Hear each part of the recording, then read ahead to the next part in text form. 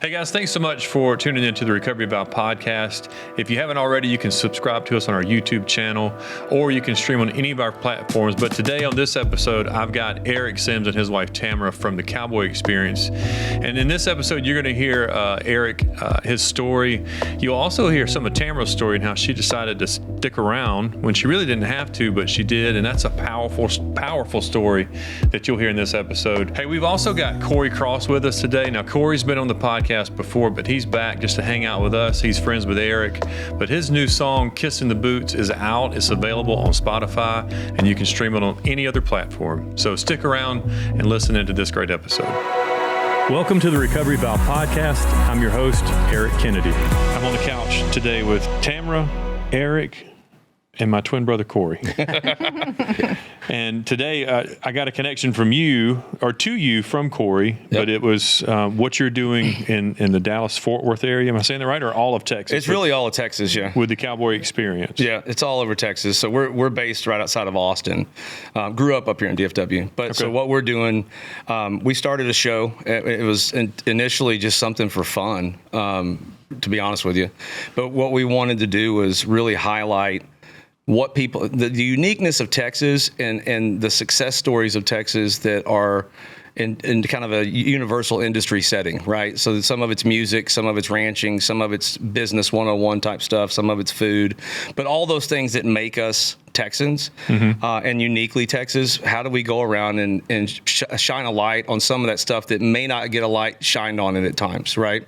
I like that. So that's kind of the gist of the show. I think we say taking Texas to you. That's what we're saying. So tell me what made you decide to start this show, and then how long in sobriety did you have before you started it? Give me the birth story. So I grew up in Fort Worth, but I moved to Tampa for a long time. I have an older daughter that her mother and her moved out there when she was little, so I lived out there for about 18 years. And then we recently moved back, to is a whole nother story of just God moving us back home. For her, it was her first time to stay here. And we moved down to the Austin area. And I had been doing some podcasting and things like that with my other businesses that I have, that I'm, they pay the bills, but they're not sexy and they're not kind of cool and fun like that. And my oldest daughter, who's 25, is in marketing. And so she was helping me with that podcast. And we got done doing a couple of shoots on it. And she's like, Dad, can I ask you a question? And I was like, yeah. She goes, do you like this? And I said, no, I mean, not necessarily. Like, it's just something we got to do. And she was like, okay, good, because it sucks. And I was told like, you straight up. Yeah.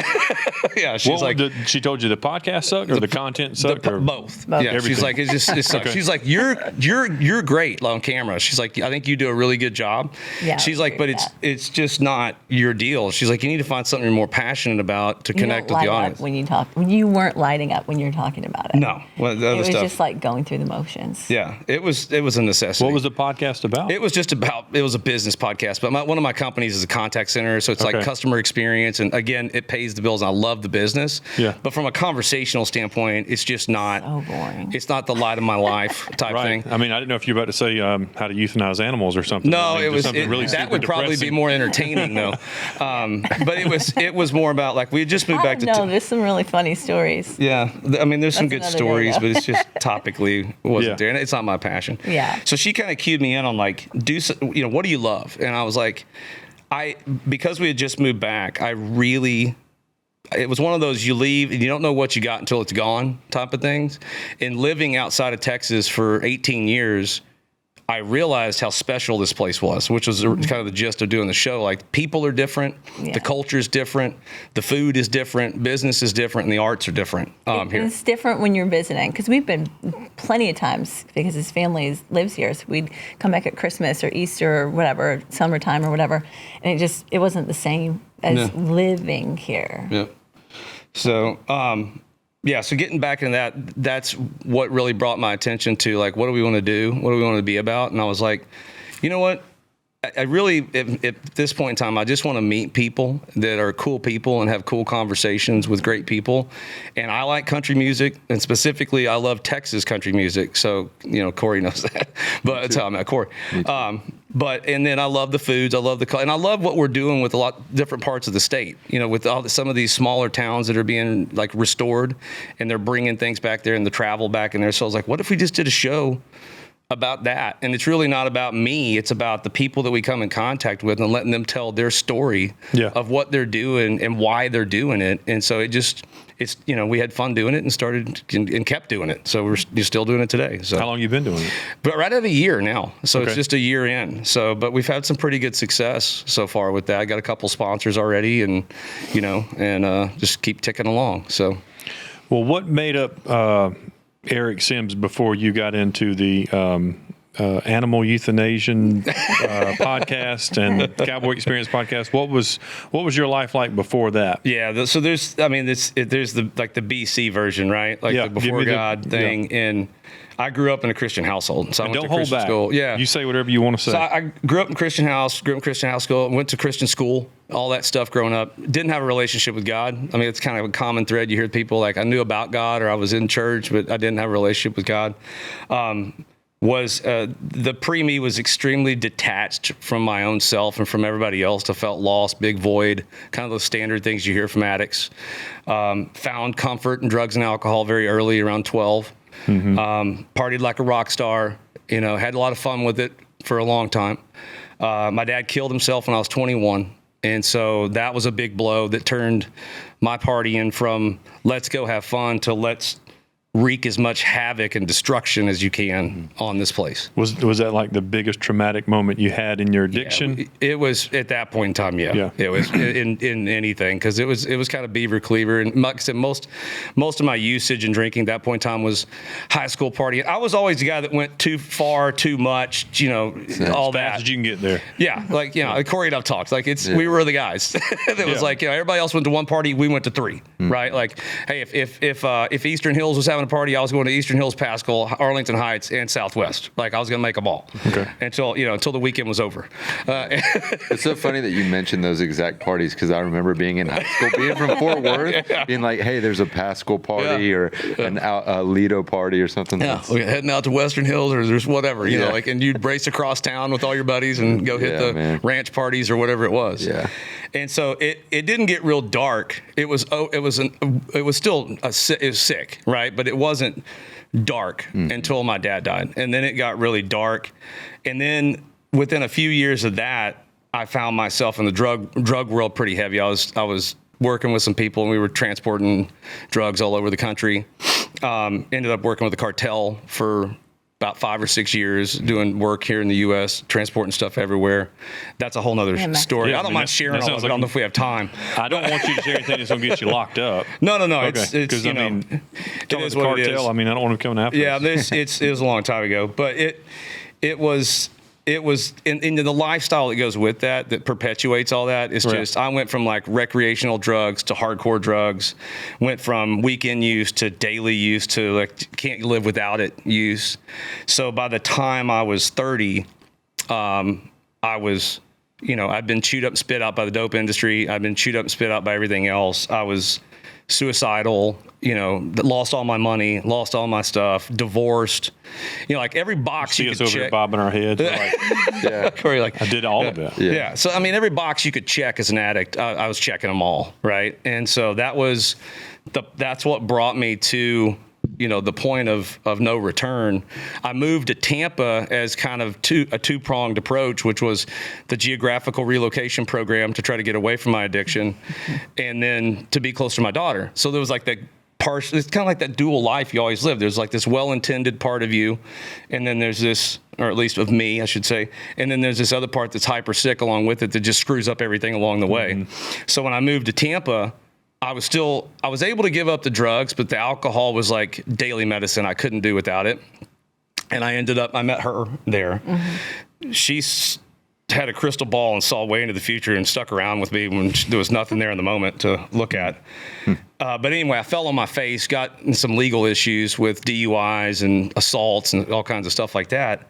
And I was finally, for the first time at 33, was not in a position where I had people to bail me out. Growing up here, I had people to bail me out all the time, whether they were literally like cops or lawyers or friends or family or whoever it was. There was always a get out of jail free card. And so at 33 was the first time in my life I was being held accountable to anything. And I was facing like 5 years in prison. Well, I think part of that, you really did realize that you needed help. And he said to his mom, who eventually called me on the phone because I wouldn't accept the calls from jail. And she called me and she said he doesn't want us to help him, but he does want you to know how much he loves you, and how sorry he is, and he doesn't know what that future is going to be like, but because he can't reach you. And I'm like, I know, I keep denying the calls. How long have you guys been dating? Our first date, she picked me up from jail. I think it was like, Yeah. it was a real, First- I was a Okay, real these treat. are the stories we need you to tell Yeah. today on this episode. Our first, Tell me about that first date. well, we had one date and the second date. So right? we met at work. It was in July. He had just moved to Tampa in June, I think. Something like that. June. I don't know. And so he worked for a mortgage broker, and I worked for the Builders Association. I was in charge of membership and like community events or something like that. And so he was trying to get a meeting with me to see if he wanted the business to be a part of the Builders Association. And it was a really rough week for me. I was going on vacation, so I was trying to tie up loose ends. I never ended up going on vacation because my dad went into cardiac arrest the day that I was going to the airport. So I was then in the hospital with him. So by the time I got back to work, I think it was Thursday or something like that, he had left me several messages. I'm an emotional train wreck because we just almost lost my dad.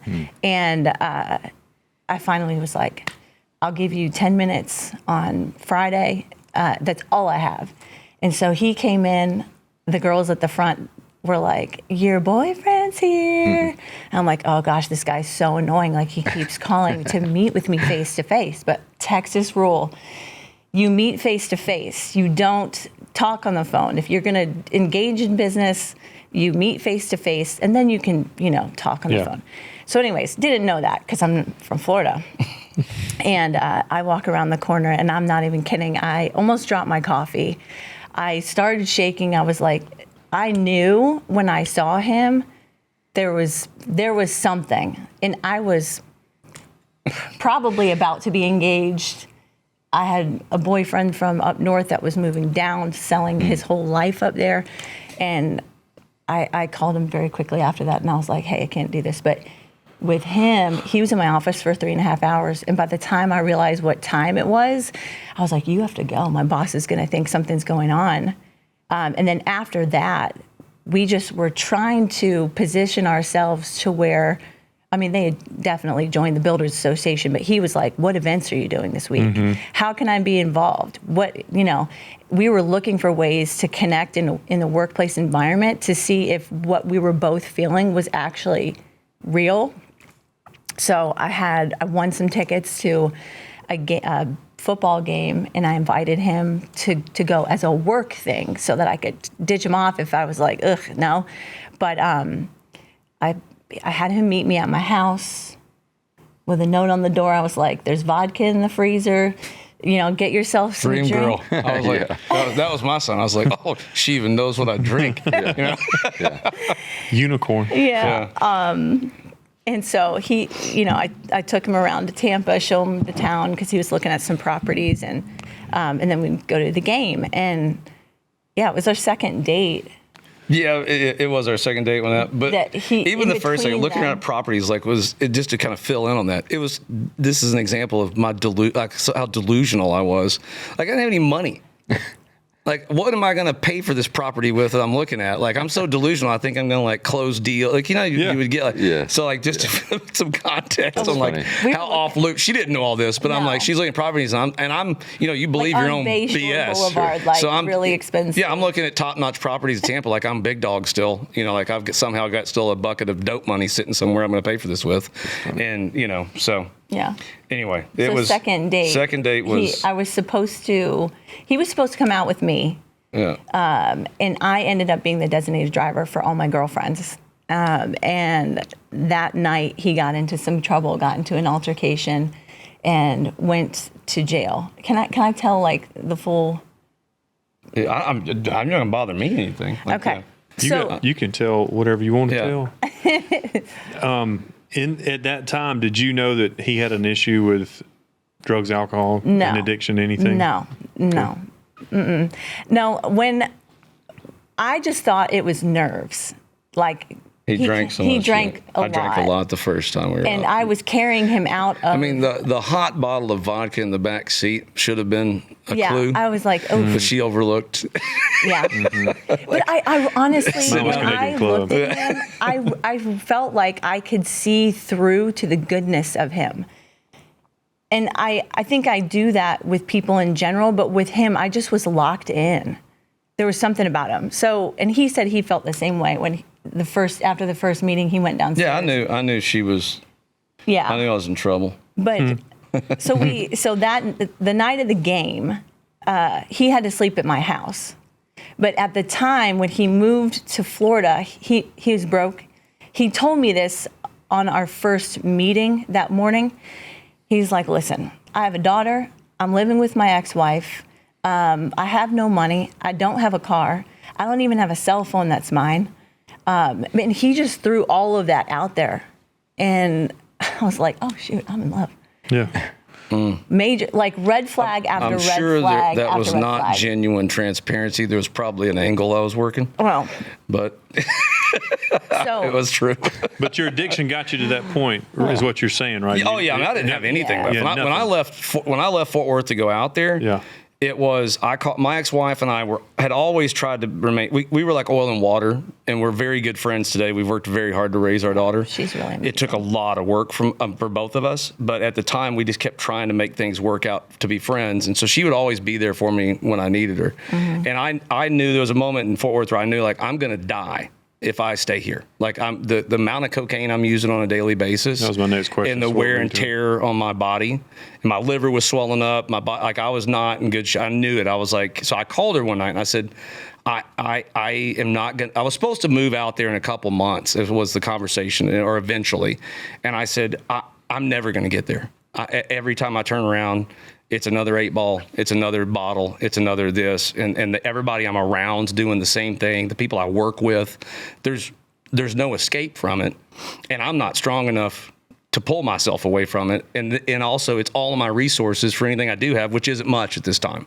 So she was like, just pack your stuff up and get on an airplane and come out here. So that's how I got out there, was like, Yeah. that was the ejection button, because it was like, I'm going to die. I know it for a fact. I'm going to die if I can't get the heck out of here. Yeah, it's important to leave.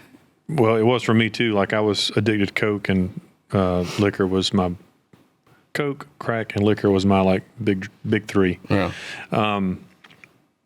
And oddly enough, I went to Florida for treatment. But yeah, it had me at the same position where I had nothing except that. Yeah. And I had to have it. Yeah, it was, that's how it was for me. Got to the point where it was, a daily necessity. And then, met her, and it was still a daily use of alcohol, just hit it, know. I thought he hit it. I thought, well, He did. You did. that was so sloppy, He did a lot of gaslighting, which I didn't recognize at the time. He would go to work. So after that whole incident, I got him a cell phone. After 2 weeks of knowing him, like, you got to have a cell phone. I got to have a way to be able to get in touch with you. And so his ex-wife found the cell phone. All the codependents watching this right now are relating heavily. Yeah. Oh, I mean, raging codependent over here. Worked through a lot of issues with that, but got him a cell phone. His ex-wife. So the night I took my girlfriends out, I was supposed to go get him. By the time I was going to get him, it was like 2:00 in the morning, and I couldn't get a hold of him. He was wasted, and he had gone out with his ex-wife, or they were at pool party together or something like that. And then I get a phone call at 4 a.m, and I'm sober. 4 a.m, police call me and they say, we have him, but this cell phone's registered to you. I'm like, who are you? What are you talking about? And he said, well, he got into an altercation with somebody, and we're taking him into jail. And so then he calls me from jail, and then that was me picking him up from jail. That was our second date. Yes. Did you go out to eat after you picked him up? we did. Is that what he made still it a date? had blood on his shirt from Jeez. flip flops on, jeans. Yeah, it was. See, that's got to be a chapter in a book at some point. Yeah, I keep saying he's got to write a book. White T-shirt with blood on it, jeans, and like whatever. And then that was the only outfit I had after that because my ex-wife threw everything else I owned in the garbage. Everything. At night. So I was Driver's like, literally, license, that's all I had birth left was a bloodstained T-shirt. Bloodstained T-shirt. Fighting in flip-flops? Fighting in flip-flops? No, I think I was in like loafers. No, you were. Either way, you were ready to go. Maybe it was flip-flops. You're ready Maybe to I was go. flip-flops. Yeah. I don't know. Yeah. Florida man. Yeah. He went from Flo- Texas straight to Florida man. Straight up Florida man, walking out of the woods, Yeah. bloodied and lost. So it was, so that wasn't rock bottom though. That was a big pop, and it was a felony charge. So I'd gotten through all this other stuff I'd done. What'd you get locked up for that night? Domestic violence. Assault, domestic violence. Yeah. So my ex-wife and I got into it. I was so drunk, I pushed her and knocked her over and landed on top of her, so she hit her head. And so, rightfully so, they charged me with assault. And so that was a felony case that they threw at me there. And so we got an attorney, went through all that crap. Which I had no money for. We had no money for it. We go through the whole process, think it's going to be fine. And it was a God moment, right? They threw the book at me. Yeah. Like, I mean, if they could have sent me up the road at the moment, they would have. They literally just couldn't. And so I got a 5-year suspended sentence on a felony charge. So I'm like, my life's over. Like, I can't get a job now. I can't. Yeah. What am I going to do, right? Yeah. So within a couple months. You got a job working for the gym. Yeah, I mean, I got a job, but I still didn't quit drinking. It wasn't like I had that epiphany moment. I was like, okay, there was still like a life-changing job. This is your fault. This is their fault. Minimized, blame shifted, and everything else you can do. And then I kept drinking, was working, living with her, and it kept progressing. So she finally threw me out. Was like, you got to get out of here. We were together for 9 months. Yeah. Was it that long? It was 9 months. Oh, anyway, within 30 minutes of or an hour of getting kicked out of her house, I got a DUI. Or the next day, 24 hours, Not where it even was. 24 hours. I was all pilled up trying to kill myself. And took all the depression luckily, medication. At a stoplight, tapped somebody's bumper, kind of nodded out or whatever and bumped it. And then, the cops showed up because it was a wreck. And the people came to check on me in the car, and I was foaming at the mouth. Yeah. So they're like, oh, this guy's out of his mind. Yeah. Wow. Yeah. And so then that violated the probation I was on for the felony charge. So I was supposed to go to prison for 5 years. So then I wake up on a different county, and then that's when all the stuff happened. That's when I had my moment with God. I was in jail, I'm not getting out. I'm looking at going to prison for 5 years, which means by the time I get out, my daughter's going to be 10 or 11, missed all this time. That's when things really start hitting. It all hit me at once. And I was in jail talking to my bunkmate. I was on a sled bed on the floor because they were so packed out. And I'm telling this guy the story, and I'm I'm desperately wanting somebody to tell me everything's going to be okay. Dude, that experience, I can't tell you how many times I've poured out whatever was going on, whatever charges or whatever issues with my family was going on to either a cellmate or somebody who's in the same room as me at a treatment center, just asking this random stranger for legal advice and just please, man, tell me what to do.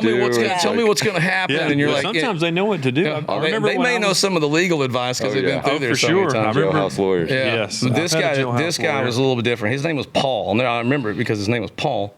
And he looked at me and he said, listen, dude, I don't know where you're going or what's going to happen with your life, but if you don't get right with God right now, this is just the beginning of a long, bitter end for you. Mm-hmm. And for whatever reason, that registered in all the fog I was in.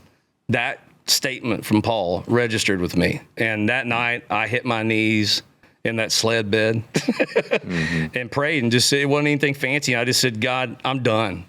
If I'm going to prison, so be it. But I don't want to go like this. Wherever I spend the rest of my days at, I want to be free of this pain, free of this guilt, shame, emptiness that I have, and I'll do whatever you want me to do, whether that's here, there, or anywhere in between. And I woke up the next morning, and I was still in jail. The doors didn't rattle, and nobody let me out in the night or anything like that. But I felt completely different. And it was a whole different me that I woke up to that next day. And so I ended up spending 3 months. About 120 days roughly altogether, 120 days in this weird system where they wouldn't let me go. Yeah. And then nobody wanted me either because I was in two different counties. Like, we don't want him. You don't want him. And I'm like, my lawyer's like, nobody will let you leave. And I'm like, it's not time. So I spent that time just like refamiliarizing myself with God through study the Bible all day, every day. It's all I do. Write, journal, Bible study. And so, and just to be clear, you can do. I mean, in that situation, you can still get your hands on drugs and stuff in jail. I mean, oh yeah, there was you stuff, made that commitment. You made even though you were in jail. There was guys in there using and all kinds of stuff and making liquor. And my bunkmate was making bunk. I was gonna say. He had liquor right there in the literally under my bunk. Yeah. He was making it. Because some people will listen to this and be like, oh, well, he got sober because he couldn't go anywhere, couldn't get it. No, there's dope. You can get it from the guards. But I just, for whatever reason, it wasn't a craving anymore. And what I had craved was just that closeness with God that I was getting through getting up and praying and reading my Bible, which was weird to me, and then you and I talked about this, Cory and I talked about this a little bit. Growing up in the church, I had this perspective of Jesus and of God and how all that was. And all of a sudden that I'm reading the Bible, I'm like, dude, this doesn't seem like the same story. This doesn't seem like the same person that at least the way I understood it to be before. And so it was just like this whole new unfolding of who God is and who God can be in my life if I let him. And so I just started letting that happen while I was in there. And I mean, we could have a 4-day episode on miracles, little things especially when you're in that environment, when everything's stripped away, you're able to see stuff. Like you're paying attention. Like share something that you knew was a God moment. I'll give you a big one. So by the time I got to my hearing to go to prison, so it was kind of a formality, right? Like this judge, you're sitting in there watching everybody else go through this. So he's up the road. And for those who don't know what up the road means, you're going to prison. You're prison, going up the road. Not jail. Yeah, you're in a day up the road. So he's firing everybody off, including people that are turning themselves in voluntarily. He's just ripping them and going. I'm like, dude, I'm sitting over there going, well, this, okay, God, if that's what you want. And then because my ex-wife was a victim in that case, she has the right to speak at that hearing and give her opinion. So she shows up. My attorney comes over and goes, hey, listen, I talked to her in the hallway. Not good. She's got a whole 3-page or whatever it is letter that she's going to read, basically listing all the reasons you should go to prison today. And I'm like, okay. And he's like, are you sure? And I was like, what am I going to, this is what's happening, man. This is what's happening. And I had a lot of peace about it for the first time, in my life. That's felt peaceful. And she got up and the judge asked her, she looked at her papers and she put them down. She said, can you just get him some help? And I still get emotional because I'm like, she didn't have to do that for me. Right. And that was, I think, she and I's moment to start restoring our relationship a little bit. But that was a big miracle because at that moment he said, okay. And he said, do you want to go to treatment? I said, yes, sir. And he said, all right, 6 months DOC treatment.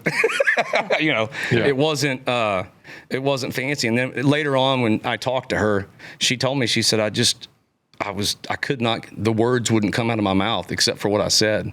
So I knew that was just God's way of his will of this is the way it's going to go, and so. Does she have a relationship with God? You think? Yeah. I mean, he was speaking to her in that moment. Yeah. She does have a relationship with God, and she just, she's a good woman, like I said, and it's taken us years to reestablish our relationship, and become we've raised a beautiful, strong, intelligent, successful woman, as the four of us, her husband and my wife and us. So we created our own little family unit as an extension of her family and an extension of our family that has successfully raised a very healthy human. I'm glad you made that point because people that listen to the podcast, they may have just gotten married, kind of like Cory and Abby, or thinking about getting married, but then some marriages that don't make it, because we can't save every marriage, but the ones that don't, they need to hear that you can be successful in your recovery and co-parent with someone that you've got children with. Yeah. I've got children from my first wife, and we've had to co-parent for the last you've got to make it about them, and that's what we said at the beginning. We're like, we don't know how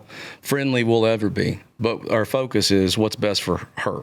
And through that, we were able to become friends, and work. But we had that common thread and common goal. And I think God did another miraculous work and all that as well. So, but yeah, that one's a big one. You know, you get out of the way. Miracle. That was a biggie for me. There was lots of cool little ones. Like I'd be like, because I was absorbing everything I could, and I'd be praying about a certain topic. Like I don't understand. And of course, you only got a limited amount. It's not like I have a library or my phone in there to look stuff up. And so I'd be praying about a certain topic. All of a sudden, somebody'd hand me a book, or then a guy'd come by with a book cart, and there'd be a book on there. It'd pop it up, and it'd be a whole, book on that. Like it was crazy. So I like the one he had to switch jails midway through. Oh yeah, that's a good one too. That's a real good one. And you were on Acts chapter 2. 7, I think. Yeah, 7. Acts chapter 7. When you go to one jail, well, at least in Florida. This stuff I didn't know either. They take everything from you. So then, again. So then you have nothing when you go when you're transferred to the next jail. And so his Bible, his everything, and he's so stressed. Slept with his Bible on his chest, and earmarked Acts chapter 7. That's where I stopped reading. Yeah. I was at that point. Goes I to the read it new a couple jail. times already. He's led to the cell, and this big guy Olympia. Olympia. He looked like Batista. He was massive. Olympia sounds like a big person. He was a huge Muslim guy. Yeah. Like biggest Muslim I've ever met in my life, physically. Had the Bible on the corner of the trash can. He was sweeping out the cell, and he was like, "Hey, are you going to use that?" And he's like, "No, I'm Muslim, so have at it." So he goes, gets the Bible, and later on that night opens it up, and it's earmarked Acts chapter 7. Same chapter. Yeah. Wow. So he's just pretty much telling you pick up right where you left off. Yeah, it was like, hey, I'm still here. Just keep on going. Cool. And he led me to the Lord. She got saved in jail Yeah. too. Through the I wasn't in jail, though. through the glass. Yeah. When she was coming to visit me. Yeah. She was the first person I led to Christ. Yeah. Was her. That's another miracle. Yeah, It is. it was. All that happened in jail. All that happened in jail. Yeah. Kind of like the New Testament, a lot of that happened from jail too. Yeah, It was written. That's why I related to Paul quite a bit, and when he was talking about certain things. It built my relationship with your mom too, because I'd book an appointment to go to the center to then call in to be able to talk to him for my 30 minutes or whatever it was. 15. I don't know if it wasn't that long. 30 would have been nice. And I'd call her and be like, "Hey, Mom, I'm on my way to the clink. I just want to let you know." And I would she'd tell me a verse and I'd hear it on the radio, or it was the other way around, or he would say, "Hey, I was reading this today in this verse," and it was always like 2 or 3 times I'd hear that same verse or version every time I talked to him. He would write me a love letter and a Bible study, and he'd send it, each week, and I would do the same. I'd turn back around. I grew up as a Christmas, Easter kid with my family. Sports really Going on the ruled. Super Bowl Sundays. Sports ruled our weekends, and so I didn't have a relationship with Christ. I didn't know that you could have a relationship with Christ. I didn't understand that. And when he asked me if I was a Christian, I was like, in my mind, in the span of 1 second, the thoughts racing through my mind was, I've never been in jail. I don't get in trouble. I had good grades. I went to college. Like all these things that weren't anything about my relationship with God or a reflection of God. I'm like, I believe in God. It's a relationship, and if you want that, you can have it. And I started crying, and because I was like, how do you do that? How do you make that happen? And he said, well, just repeat. He said, you can go home and read this verse. And he's like, you know what? Let me just read it with you. And so I felt like the weight lifted off my chest when I left that night. I called his mom. I called my mom, my grandmother, and everybody celebrated. And they're like, that's just amazing. And there were so many stories like that, just how quickly, when you commit to God, how quickly God restores your mind, your body, and your spirit. All those things happen in such a short period of time. Even your relationship with your ex-wife, that was restored so quickly. Relatively quick, yeah. Yeah. I mean, there was a lot of kinks to sort out. There was stuff to work through. A lot of pain. But she's always been she's always seen and allowed opportunity for me to earn. I had to earn it after I got back out, which was the right way to go about it. I'd broken a lot of trust. For sure. So it wasn't earned. I had to earn it in like some kind of sick way. It was just like I had to prove myself out. Like this is really happening before I could just get full exposure back to my child, or access back to my child. So it was a healthy version. But from all this, like she's become a therapist and helps people. Like that's what my ex-wife does now. She does her ministry within her business. I've got my stuff that we've done over the years and continue to do, and we're opening a new ministry here in Texas this year. So it's been a cascade of different stuff. But I will say, like, there's things that happen in an instance, because I know there's people listening to this and they're like, people are always looking to pick things apart at a time. Yeah. There are things that happen instantaneously, and there are things that have happened over 18 years of sobriety. Right? That's how long you've been in sobriety? Yeah. 6607 is our son's it'll be coming birthday. up. It'll be 18 years this June. And that's whenever you guys kind of started dating? Yeah. We got married a couple years after I got clean. We waited. That was a whole nother thing, dude. Yeah. Like, when I got out, we were like, we're not going to live together. Because, the old pattern was, meet you, sleep with you, move in with you, break up with you, you kick me out. Like that was Get the married. old, or get married. Yeah. And so this one time I was like, we got to do things what I believe to be God's way in this thing. I'm not, there's many ways to skin a cat with a relationship, but I think God's laid a good framework out for what a healthy relationship looks like. And so we tried to follow that to the best of our ability. And, the biggies were like, we're not going to move in together. Yeah. We're going to abstain from having sex. Yeah. Even though we had previously, so it wasn't like we had never, but we were like, that was hard. That was not easy. Was really like hard. I'll For be 2 straight years. up. Yeah. For 2 years. Yeah. For 2 years. That's a true commitment. Yeah. So I tell you, fasting. I was a fairly sexually active person, so that was maybe as big as the drug alcohol thing, right? Especially when I'm with somebody that I really care about and want to be with. But so we had to build that, right? And we just didn't want to do anything the old way. Yeah, that was a big focus at first. It was like, just let's stay as far away from what we used to do and what we know because of the dysfunction with that as we possibly can. And then finding leaders that have done. Yeah, we got lucky. We started wanted to do. We started at a good small church, and the pastor was big on marriage relationships, and so they focused on really helping us. We were serving and doing some stuff like that, really trying to find our way in the church. So like, what do we want to do? I knew it was recovery based, but there wasn't anything there at that point in time, and I wasn't ready. And then that finally moved to a point of doing that later. But they helped us early on. I mean, like figure stuff out. Like this, like you're as a recovering addict. Like I'm still 12 years old in a lot of ways, right? And I'm trying to be in this adult relationship. So it's like, how do you compromise in a healthy way? How do you conversate in a healthy way? How do you argue in a healthy way? Like, and I'm still learning what the heck I even like or want. Like, I don't even know me, right? I'm still trying to figure out what that looks like, and you're early in a marriage. Like, there's a lot. You're experiencing this right now. It's as good as it is. It's a lot to take in. And then you're juggling career and your recovery and everything else. I don't know what your experience has been like. I asked Cory earlier. I said, "How's married life been?" He's like, "This is awesome."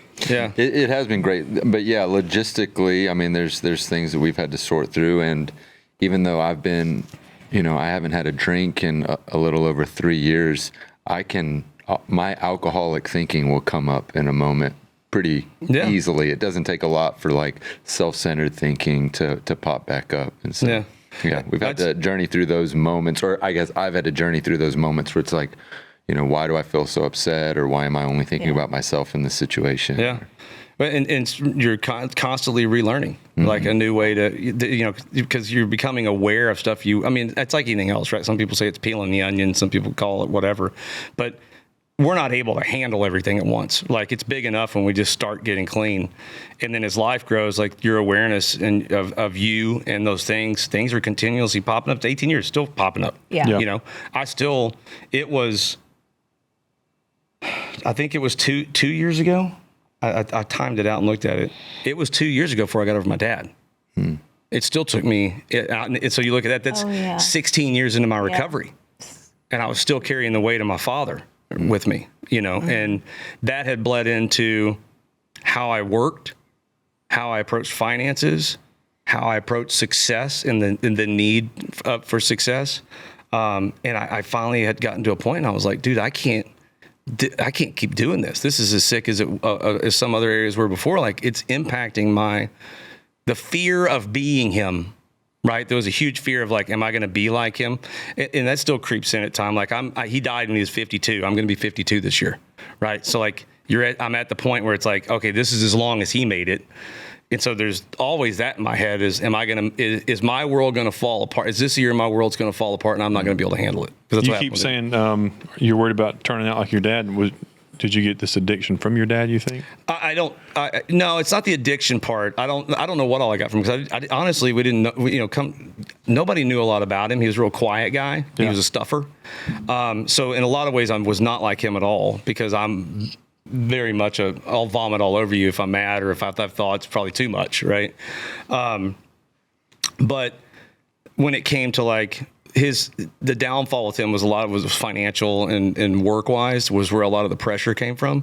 So there's always been like this weird connection I see with that, or did see with that. Yeah. And then just being able to get past it, and so it wasn't until I sat down with two women I've known my entire life.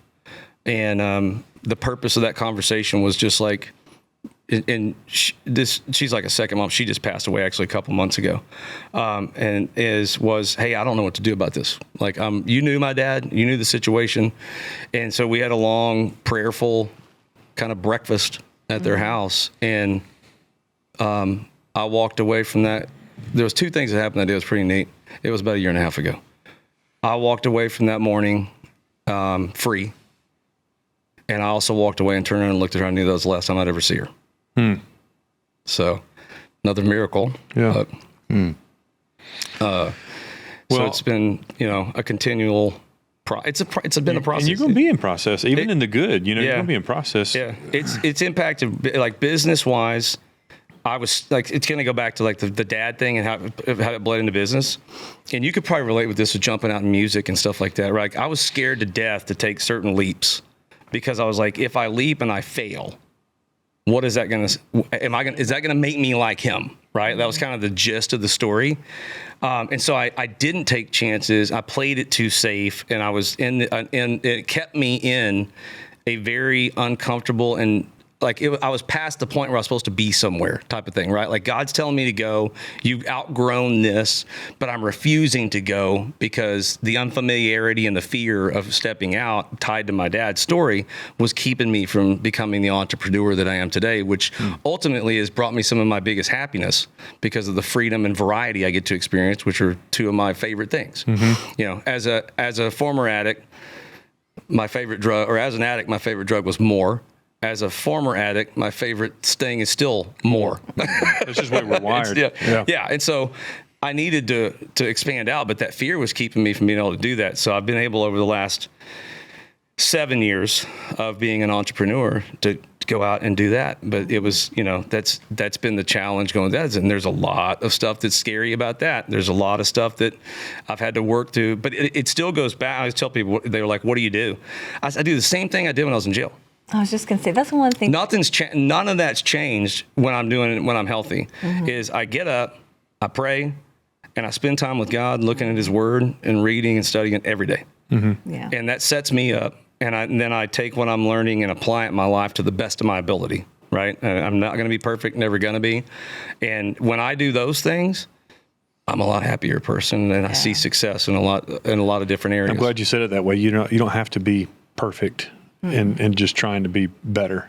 No. Because we're just trying to get closer to Him. We're not trying to be Him. Yeah. I also got to a point in entrepreneurship helped me with this, realizing that making mistakes and failing is fine. Oh, yeah. There's a thing of doing intentionally stupid stuff that is wrong, which is what I used to do. And there's a difference in making an effort and taking steps forward in faith and trying to do the next right thing. And if things work out great, and if they don't, then they weren't meant to, right? And there's still a learning process there, and it's not fatal. It's just, another opportunity to elevate your spirit and your life in that process. So you stop looking at, I stopped looking at failures as falling and started looking at it as steps up, to be at a higher plane. It's not a stumbling block, it's a stepping stone. Yeah. And you have the option to flip that over. Yeah. All right. So you've been doing this now for 18 years, your sobriety. Mm-hmm. Tell me about, what is Cowboy experience? And because I want to give you the platform to share what you're doing as an entrepreneur, but also how you're using your life and recovery to help others. Yeah. So I think at first, I think we were talking about this earlier, but at first it started off with the Cowboy experience just being something that I was doing to bring some enjoyment to myself. And I had realized doing some interviews, I really love just listening to people's stories and learning about them and being able to. Is this how you know Cory, or you? Yeah, I met Cory. So I'm a bit of a Texas music stalker, right? Like that was part of the reason. One of the big reasons we moved to Austin was Texas music. There's more of it there than there is anywhere else in the state. So I like country music, but in particular, I love Texas country music. I think there's something poetic in the storytelling that these guys do that, as a former addict, even I just relate so heavily to where they're at. And in particular, I started listening to his music and I could hear it. Like I knew where he was coming from before I ever heard his full story. And so there was that part of like, I don't know who all we're going to meet with, but it's going to give us the ability to meet some cool people. And I have no idea where we're going with it. And once we did a couple episodes, I was like, I just felt like there's a real peace I'm getting from this that is more godly than anything else I can. And so I've got to trust this is going somewhere. And we're still at a point where I don't know exactly where it's going. Mm-hmm. One thing that came out of it was we're getting to meet this really diverse setting of people. And I mean, anything from, we just did an episode down at the Cowboy Church in Montgomery, largest one in the state, to guys like Cory, to, people who own horse farms, Turkey, Texas, we're up in there, like hotels. But one of the things I kind of got over the last little bit with that, and the show is just really about telling people about Texas and letting people share their stories about Texas for our viewers. For me, the show has become about weaving a network of people together that we can help support and find connections for them, and at a basic core function, even just help them further what they're trying to do, right, in some capacity. Yeah. If our contribution to that enables them to have a bigger contribution, then we've won, right? The last piece that's become clear to me that over the last little bit was I got out of the recovery world from a standpoint of anything other than my own recovery for the last, 7 or 8 years. Mm. So I don't think it's been 10. When you say out of the recovery world, so when I was in Florida, I was launching Celebrate Recoveries. I was an associate pastor at the church. I was the addiction counselor at the Men's ARC, revamping their program there in Tampa. We had worked with some prison ministries. There was a lot of that going on until we had our third kid. At a halfway house that we worked with, that my buddy owned. Like there was a lot of that going on for years. We had our third kid. God moved us in a different direction that said, like, she needed me at home. We had bang, bang, bang, 3 kids in a row. So it was like, hey, like there's 3 kids from age 4 to 1 right now, right? Yeah. So God pulled the plug on that. And he was moving me in a direction that was very intimate from a standpoint of what I was learning, that was not conducive for me to stay in that environment and teach at the time, because it was disruptive to my faith in a good way. But being able to communicate that disruption to somebody else in a way that's not going to negatively disrupt their walk, I did not have the ability to articulate that at that time. And I'm only recently gotten to a space where I feel like I can do that again. And then with the show, one of the dots that got connected was I reconnected with a buddy of mine that I used to party with in Dallas years ago, and I saw that he was going to like Gateway Church. He started posting some stuff, and he had changed his life, got married, had a business, was doing well. So I was like, dude, we got to have coffee. I hadn't seen you in 25 years. Like we got to say hi. I'm going to be up in Dallas in a couple weeks. This was about a year ago. And his name's Jody. So Jody and I sat down. We catch up on business in 10 minutes. And he's like, dude, I didn't bring you here to talk to you about this. He's like, I know we're both we're doing well with our businesses. And I was like, okay.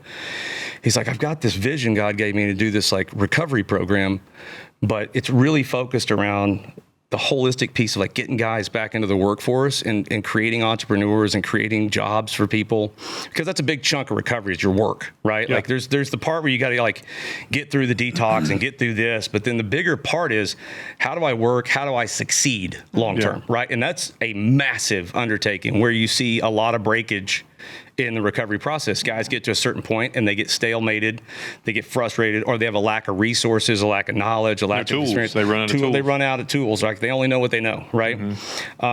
And so his vision he laid out for me was like this place, and I won't bore you with the whole thing, but it's not boring. It was a recovery program, but at the same time, the whole point was to get people into businesses, and these businesses were businesses that we either owned or had partnerships with, so that we could have that be part of the recovery. It wasn't just a company they were going to go to somewhere; it was all tied together. And I was like, man. And so he's telling me all this, and I'm just sitting there, I'm like, he's like, what do you think? I said, well, I know exactly what you're talking about because I literally have a blueprint for this that I wrote when I was in jail. I was like literally drawings and wrote pages and pages upon what God put on my heart to do. And I tried to do something similar in Tampa, forced it, got involved with the wrong people. Not in a bad way, just wasn't the right partnership. Yeah, not a drug deal. It wasn't drug deal. Yeah. It was just, hey, you look at business together and like eventually you're like, no, not good. Yeah. And so that fell off and I've been stayed out of it. So I was like, we need to continue this conversation. I don't really know how this is going to pan out or what it's going to look like, but let's keep talking. So we've been talking about it for the last year. And so as of this year, we got our 501c3, we filed, we started the formation of the board, and we're very early on.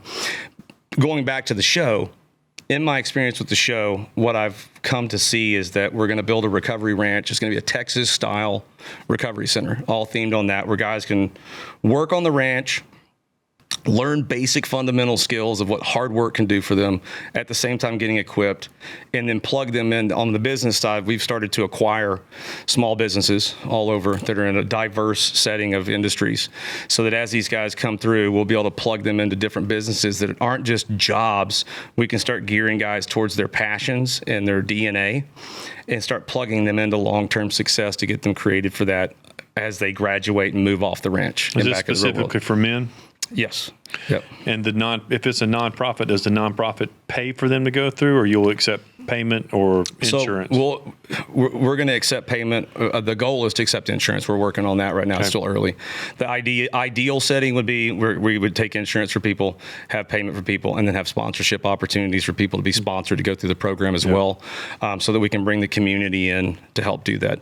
But the bigger piece being that the businesses that are involved will help self-sustain the housing and the ministry, so that if people come and they don't have any of that, there's funds to support them to go through the program. Gotcha. So we're not contingent upon church donations, although we'll take them.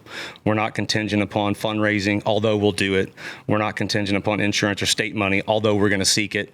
Then we can eliminate and make that thing much like it's not like I've reinvented the wheel here. Salvation Army is kind of like that, right? Yeah. Like you go over there, you work for them and one of their businesses are, there's a lot of them, right? And so they're all tied back in, and you do work therapy because they understand. One of the things I learned when I was there working with those guys, there's so much value in being able to send a man to work, have him bust his butt doing something, and then come back and then chew through that as he's going through those different stages of entry level to a supervisor, to a manager, or to this job, to that job, because that's really where most guys tie their identity so heavily. Yeah. Is how do we get your identity in God, but at the same time teach you how to be a man of God in the workspace you're in, so that you can be a constructive part of society and not just be somebody that's not going to jail anymore, but somebody that's actually making a major contribution to the place you've grown up and lived in. Yeah, that's the end great goal.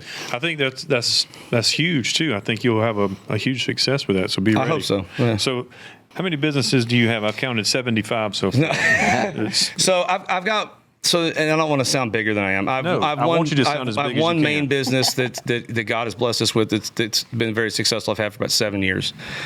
Recently, we've acquired about 4 or 5 more small businesses that we look at and we say, okay, these are businesses that we can grow.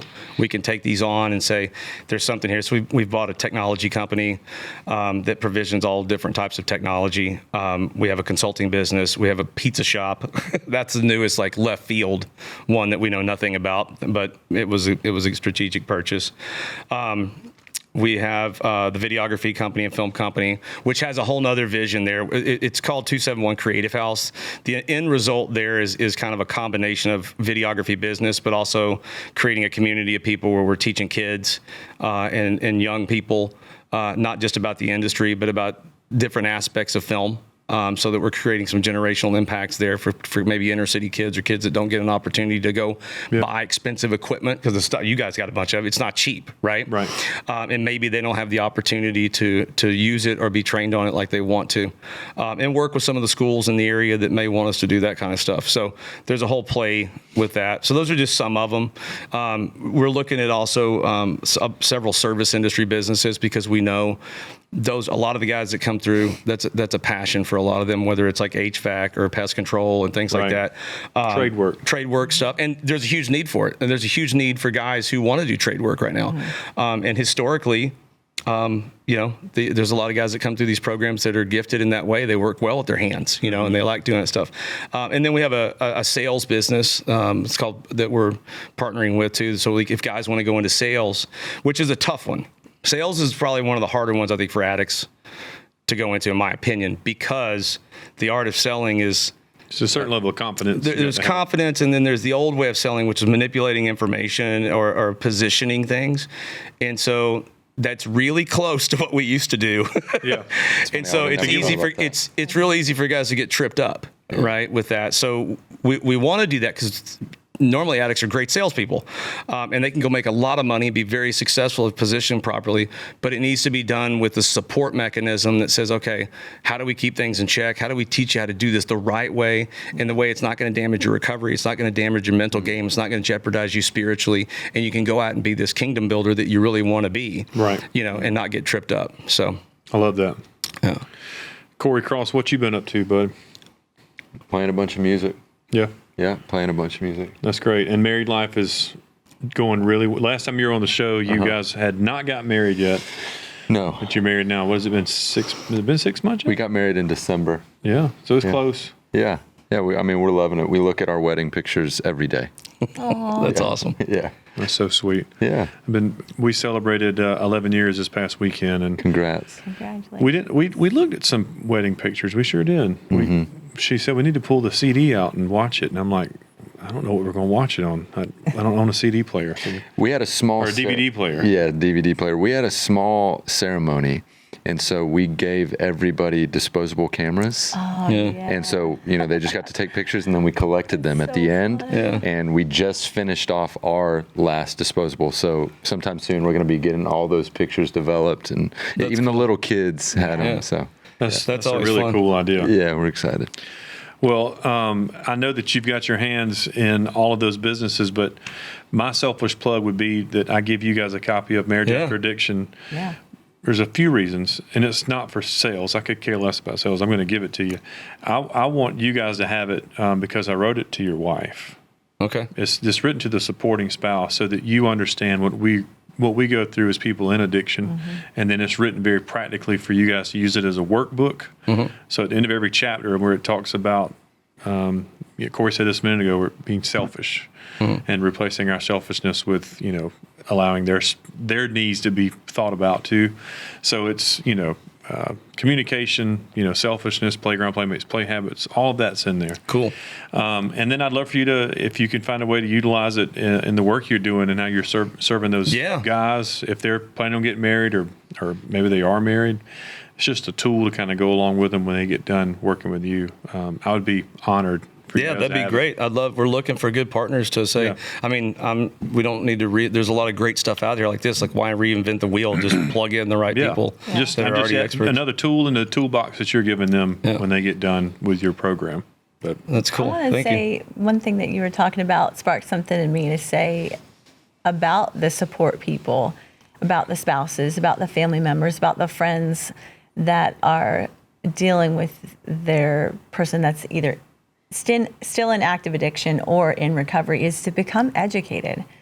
One of the classes I had to do in order to see him when he was in treatment, I'm so thankful for. It was a quick, probably 30-minute thing, but they would just talk to us about enabling, about codependency, about all these different topics that us as support people are. I didn't know I was codependent and enabling until I started learning about that. I'm like, that's me. Oh no, that's me. Yeah. But again, those stumbling blocks can be flipped over to be stepping stones if you just allow it. Ask God for the right people to be in your space, for him to connect you with the right people to guide you. But as a support people, I mean, we're not supposed to just sit back and watch them do the work so that they can be okay, so that we can be okay. That's codependency. We need to do the work too, because there's a lot that we are doing to contribute to making things better or making things worse.